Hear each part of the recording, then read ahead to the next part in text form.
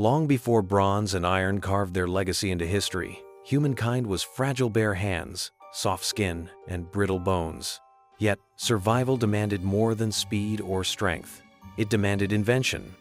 From sharpened stones to the venom of plants, our ancestors reshaped the world with weapons born not of metal, but of raw instinct and desperate need. Each tool was forged in the crucible of survival, carrying both ingenuity and savagery. But which of these primitive creations truly tipped the balance between life and death? Which weapon reigned supreme in the shadowed dawn of humanity? Let's find out. The hunt did not forgive the weak. When prey ran faster and predators struck with sharper teeth, humans turned to the remains of the fallen bones of animals. At first, they were tools, marrow cracked open for food, antlers scraped into chisels. But in time, they became something darker, something sharper. Imagine a hunter crouched in the grasslands, gripping the femur of a bison. Its edge has been ground against stone until it gleams like ivory, a makeshift blade. With this, he could pierce hide, slice flesh, and carve both meat and enemies. Bone daggers, polished and honed, were light and deadly, capable of slipping between ribs with terrifying precision. But bones carried more than function. They carried symbolism. A dagger carved from the remains of a predator was more than a weapon, it was a statement. A warning: I wield the beast itself. In tribal warfare, warriors who bore bone blades were often feared not just for their skill, but for the spirits they invoked. And yet, as powerful as they were, bone blades carried fragility. A mistimed strike against stone or a desperate parry, and the weapon could snap in two. Still, they marked one of the first great steps from prey to predator, from hunted to hunter. If a sharpened bone could pierce flesh, it could not guarantee death.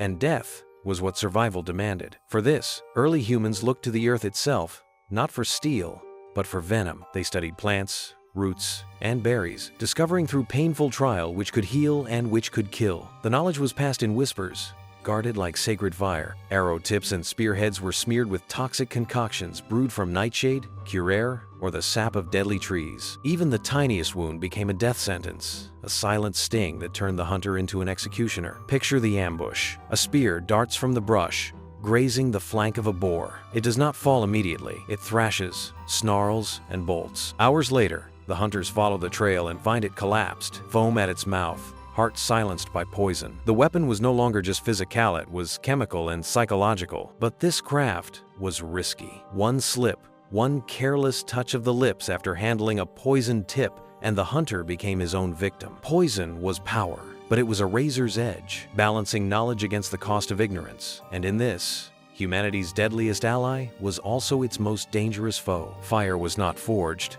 it was stolen. Lightning struck trees, lava flowed from the earth, and early humans trembled at its sight. Yet, once harnessed, fire became the first true weapon of terror. A sharpened stick thrust into the flames became more than wood, it became a torch, a spear of light. Prey fled before it. Predators hesitated. Even rival tribes learned to fear the red glow in the night, for fire did not just kill, it consumed. Camps were raided not with blades, but with sparks flung onto dry grass, smoke choking enemies long before battle began. The power of fire was psychological as much as physical. To wield flame was to command the primal fears etched into every living thing. A burning branch waved in the dark could scatter wolves. A ring of fire could trap an enemy, leaving them no choice but surrender or death. But fire, like poison, demanded respect. Mishandled, it devoured friend and foe alike. Forests that once sheltered became infernos. Tribes that relied too heavily on flame found themselves homeless when the winds turned. Yet in its crackling fury lay the first glimpse of humanity's future, the mastery not only of tools but of the very elements themselves. When the first flakes were struck from stone, something changed forever. The jagged edge of flint could cut deeper than bone, sharper than claw. But when that edge was bound to a wooden haft, humanity birthed the stone axia weapon that was not just a tool but a force of raw destruction. Picture a warrior gripping an axe carved from basalt or obsidian, the stone lashed tight with sinew. In his hands, it was more than a weapon.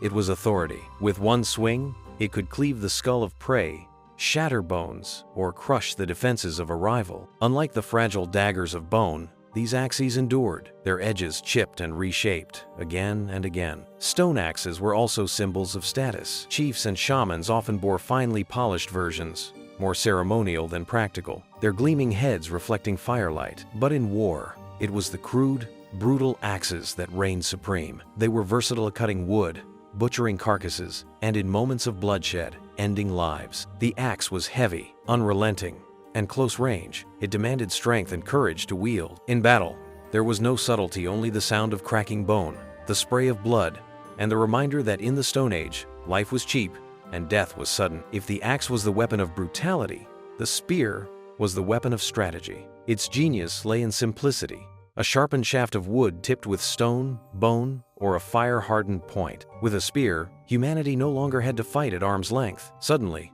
predators could be kept at bay, and prey could be struck from a distance. The hunt was transformed. A line of hunters could encircle a mammoth, thrusting and retreating, their spears extending their reach beyond what teeth and claws could touch. Spears tipped with obsidian could pierce thick hides, and when coated with poison, even the mightiest beast fell in time. Spears were not only for the hunt, they were weapons of war. In tribal clashes, walls of spear wielders advanced like storms. Each thrust meant to bleed the enemy before they could strike back. Unlike axes, spears did not require sheer strength. They required timing, coordination, and unity. But there was another evolution. Spears could be thrown. A hunter could launch his weapon with deadly force, striking before an enemy ever reached him. This mastery of distance gave humans a devastating edge, rewriting the rules of combat. In the age before metal, the spear was a simple staff of wood that could bring down giants. Sometimes the deadliest weapon was also the simplest. The club, nothing more than a branch chosen for weight and strength, was the purest expression of violence. No sharp edge, no fire, no poison, only force. And in the Stone Age, force often decided fate. A club in the right hands could shatter skulls, crush bones, and drop enemies in a single strike. Some were refined stones bound to wood, creating maces that delivered even greater impact. Others were crude, carved directly from tree limbs. But no matter the form, the result was the same: overwhelming, blunt trauma. Unlike stone blades that dulled or poisoned tips that risked the wielder, the club never failed. It was durable, reusable, and devastating at close range. And in war, when tribes clashed in chaotic melee, the club became the great equalizer. Even the weakest hunter could wield one and deal death with a lucky swing. But the true terror of the club was psychological. It left no clean wounds, only shattered faces, crushed skulls, and bodies broken beyond recognition. Where the spear showed skill and the axe showed strength, the club showed raw brutality. It was a reminder that before precision and metallurgy, sometimes survival was simply about hitting harder than your enemy. Not all weapons were held in the hand. Some were hidden beneath leaves, buried in soil, or strung high in the trees. When strength failed, cunning prevailed. Traps were the silent weapons of the Stone Age, turning the very landscape into an arsenal. Imagine a pit camouflaged with branches, sharpened stakes waiting at the bottom. A beast, lured or driven into it, would fall screaming into its grave. Nets woven from sinew or vine could entangle prey, rendering even swift gazelles helpless.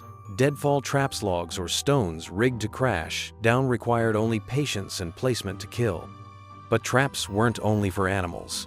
In conflicts between tribes, snares and pitfalls became equalizers. An enemy rushing into unfamiliar terrain might find themselves suddenly impaled or crushed, their momentum turned against them. In this way, the battlefield itself became the weapon. Traps reflected something profound: humanity's reliance not on brute force, but on strategy. They required foresight, planning, and understanding of both prey and terrain. Where a wolf had teeth and a bear had claws, humans had patience. And in that patience, entire hunts and battles were decided before the first strike was ever made. If there was one invention before metal that reshaped the world forever, it was the bow. With a curved stave of wood and a string of sinew, humans unlocked a weapon of range, precision, and devastating power. No longer did hunters need to risk closing in. Death could be delivered from the shadows, silent and swift. An arrow tipped with flint or bone struck with shocking force, able to pierce hide, flesh, and even bone at a distance. With poison on the tip, its lethality multiplied. Suddenly, hunting was not a contest of endurance, but a matter of accuracy.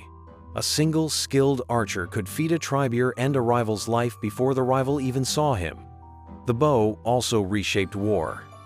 Ambushes became more effective, and fortifications easier to defend. A line of archers could rain death upon advancing enemies, forcing them to scatter or fall before ever reaching combat. It was the first true ranged weapon, and in many ways, it was the birth of organized tactics. More than any other weapon, the bow symbolized the leap from instinct to intellect.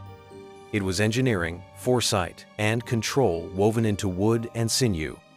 And though forged without metal, it carried the seeds of everything to combat discipline, strategy, and the power to kill without ever being touched. Before metal, humanity was not defense, less it was relentless. From bone blades to fire, from cunning traps to the bow's deadly flight, each weapon carried the story of survival written in blood and ingenuity. These tools were more than instruments of war. They were the stepping stones to civilization itself. Which of these ancient weapons do you think was truly the deadliest? Share your thoughts, and don't forget to subscribe for more journeys into the dark origins of our past. Want to discover more about Stone Age life? From hunting techniques to ancient tools, there's so much more to explore about how our ancestors